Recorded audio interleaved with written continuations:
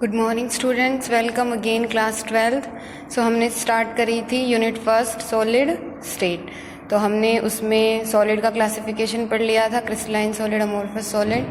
और crystalline solid का classification metallic solid, आयनिक solid, molecular solid, covalent और नेटवर्क सॉलिड। तो इसमें हमने मॉलिक्यूलर सॉलिड्स क्या होते हैं वो पढ़ लिया था।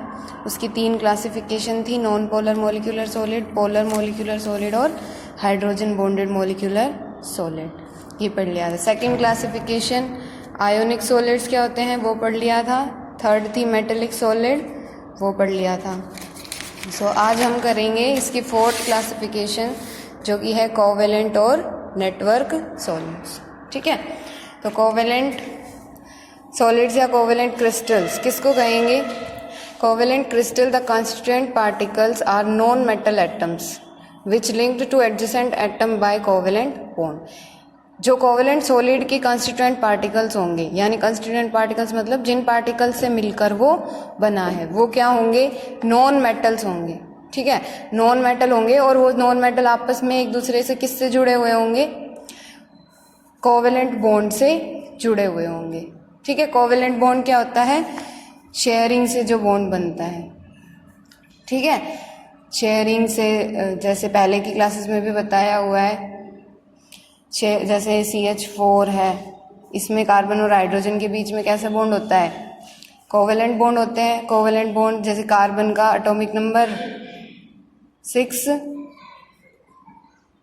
तो इसकी कॉन्फ़िगरेशन 2 4, हाइड्रोजन का 1, इसकी कॉन्फ़िगरेशन 1, तो इसके 4 वैलेंस इलेक्ट्रॉन और सारे हाइड्रोजन के 1 1 वैलेंस इलेक्ट्रॉन। तो ये सब अपना ऑक्टेट कैसे पूरा करेंगे? शेयरिंग से पूरा कर लेंगे। ठीक है, तो जो शेयरिंग से बॉन्ड बनते हैं उन बॉन्ड को हम क्या बोलते हैं?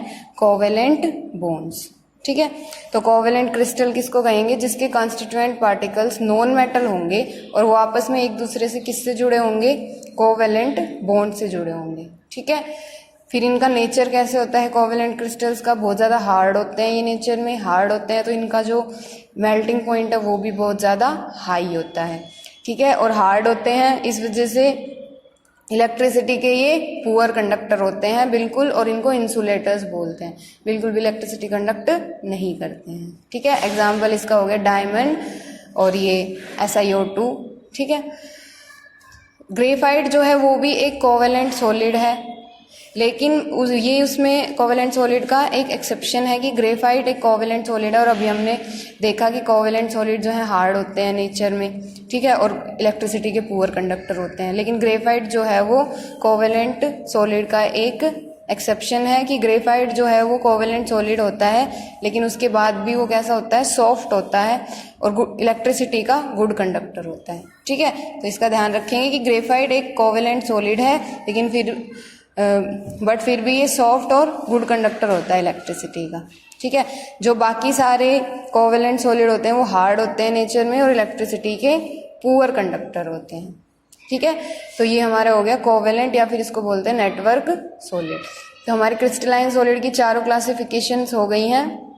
क्या क्या थी? Molecular solids, metallic solids, ionic solid, और 4th वन है कोवेलेंट और नेटवर्क सॉलिड। ठीक है, इसके बाद आता है हमारा क्रिस्टल लैटिस। ये क्रिस्टल लैटिस क्या होता है? तो a regular arrangement of constituent particles of A crystalline solid in 3 dimensional space is called crystal lattice. जो क्रिस्टलाइन सॉलिड हमने पढ़े उसके 4 क्लासिफिकेशंस पढ़े, ठीक है, लेकिन क्रिस्टलाइन सॉलिड का स्टार्टिंग में डेफिनेशन बताई थी कि उसके जो कॉन्स्टिट्यूएंट पार्टिकल हैं, यानी जिससे मिलकर वो बना है, वो सारे पार्टिकल्स का अरेंजमेंट एक डेफिनेट ज्योमेट्रिकल पैटर्न के अंदर होता है, यानी एक रेगुलर ऑर्डर में अरेंज होते हैं वो सारे। ठीक है, तो क्रिस्टल लैटिस किसको बोलेंगे? कि जो कंस्टिट्यूएंट पार्टिकल है क्रिस्टलाइन सॉलिड का, उनका 3D स्पेस के अंदर एक रेगुलर अरेंजमेंट जो है वो क्या बनाता है? क्रिस्टल लैटिस की फॉर्मेशन करता है। ठीक है, और यूनिट सेल किसको बोलेंगे? The smallest unit that repeat itself over and over again in space to produce crystal lattice. एक छोटी से छोटी यूनिट क्रिस्टल लैटिस की जो बार बार रिपीट करने से एक पूरा बड़ा क्रिस्टल लैटिस बना दे, उसको बोलते हैं यूनिट सेल। जैसे देखो ये है ये जो है इसकी सबसे छोटी यूनिट, इसको हम बोलेंगे यूनिट सेल। अगर इस ऐसी ही यूनिट्स को आप रिपीट करते जाओ, ऊपर नीचे रखते जाओ, तो ये पूरा एक क्या बन जाएगा, क्रिस्टल लैटिस। ठीक है, तो जो रेगुलर अरेंजमेंट होगा क्रिस्टलाइन पार्टिकल्स का, कंस्टिट्यूएंट पार्टिकल्स का 3D स्पेस के अंदर, उसको तो बोलेंगे क्रिस्टल लैटिस। और जो सबसे छोटी यूनिट होगी जो खुद को बार बार रिपीट करेगी और फिर एक पूरा क्रिस्टल लैटिस की फॉर्मेशन कर देगी, उसको हम बोलेंगे यूनिट सेल।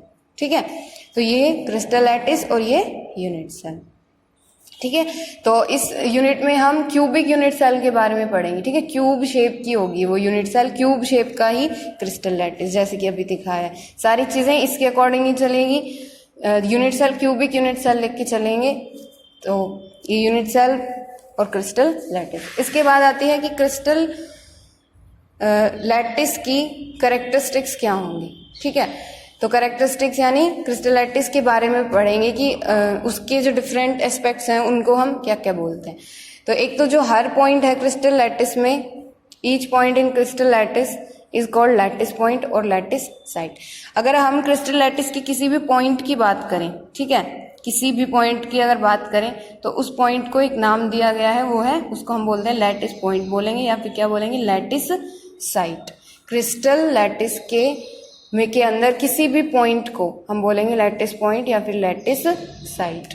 ठीक है, दूसरी कैरेक्टरिस्टिक्स है, each point in crystal lattice represents one constituent particle.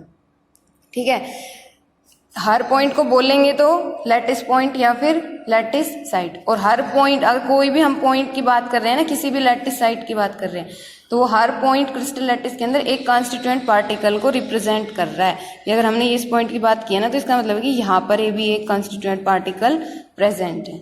ठीक है, तो हर पॉइंट क्रिस्टल लैटिस के अंदर रिप्रेजेंट करता है एक कॉन्स्टिट्यूएंट पार्टिकल को। ठीक है, कॉन्स्टिट्यूएंट पार्टिकल मतलब जिससे मिलकर वो बना है। उसके बाद है lattice points are joined by straight line to bring out the geometry of the lattice.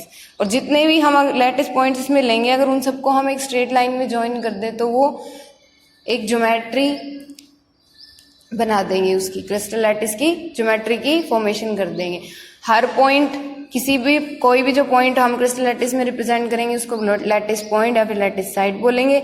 Her lattice point एक कंस्टिट्यूएंट पार्टिकल को रिप्रेजेंट कर रहा है, और अगर सारे लैटिस पॉइंट्स को हम स्ट्रेट लाइन से ज्वाइन कर दें तो वो उस लैटिस की ज्योमेट्री बना देता है। ठीक है, उसके बाद है पैरामीटर्स ऑफ यूनिट सेल। तो ये जो हमारा क्यूबिक यूनिट सेल है, अभी मैंने बताया कि जो भी हम इसमें यूनिट सेल की बात करेंगे वो क्यूबिक शेप का होगा, तो क्यूबिक यूनिट सेल की हम बात करेंगे। ठीक है, डाइस जो होता है ना क्यूब, उसके बाद उसी शेप में। तो है फिर है कि पैरामीटर्स ऑफ यूनिट सेल, कि जो यूनिट सेल है इसके क्या पैरामीटर्स होते हैं। तो इसके 6 पैरामीटर्स होते हैं, ABC, अल्फा, बीटा, गामा। ठीक है, तो इसके पैरामीटर्स के अकॉर्डिंग जो ये यूनिट सेल हैं इनके अलग अलग नाम दिए गए हैं। ठीक है, कि पैरामीटर्स की जो मेजरमेंट आएगी कि ABC, अल्फा, बीटा, गामा क्या एंगल फॉर्म कर रहे हैं, उसके अकॉर्डिंग ये जो अलग अलग इनके नाम दिए गए हैं यूनिट सेल के। तो पहले ये जो पैरामीटर्स हैं ABC, अल्फा, बीटा, गामा, ये कैसे है, ये देखो, ये जो है ये क्या है, क्यूबिक यूनिट सेल। तो अगर हम इसमें इसकी कोई भी 3 एज ले लें, ये ले ली हमने, ये और ये वाली, ठीक है, ये हमने बाहर निकाल दी, ये देखो। तो ये क्या है इसकी, ये A, B और C, ये सारी इसकी क्या है, एजेस हैं, ये इसकी ABC क्या है, एजेस, ये वाला पार्ट है। कोई भी 3 एजेस ले लेंगे इसकी, ये और ये हमने 3 एजेस। तो ABC जो पैरामीटर लिया है वो क्या है, इस यूनिट सेल की एजेस हैं। ठीक है, और ये जो अल्फा, बीटा, गामा है ये क्या है, ये इन एजेस के बीच का एंगल है, यानी ये वाला एंगल कितना है, ये कितना है और ये कितना है, इनको नाम दिया है अल्फा, बीटा और गामा। ठीक है, तो दो एडजेसेंट एजेस हैं, उनके बीच में जो एंगल्स हैं उनको A और B के बीच में एंगल है एक, गामा उसको बोला है, B और C के बीच में उसको अल्फा बोला है, C और A के बीच में जो एंगल है उसको बीटा बोला है। ठीक है, तो ये 6 पैरामीटर्स होंगे यूनिट सेल के, और इन 6 पैरामीटर्स की मेजरमेंट के अकॉर्डिंग इसके अलग अलग नाम है। ठीक है, तो उसके जो अलग अलग यूनिट सेल्स होंगे उसको हम करेंगे नेक्स्ट क्लास में। अभी के लिए वीडियो पॉज करके इसको नोटबुक्स में नोट कर लेना, नोट्स बना लेना। ठीक है, इससे आगे मिलेंगे नेक्स्ट।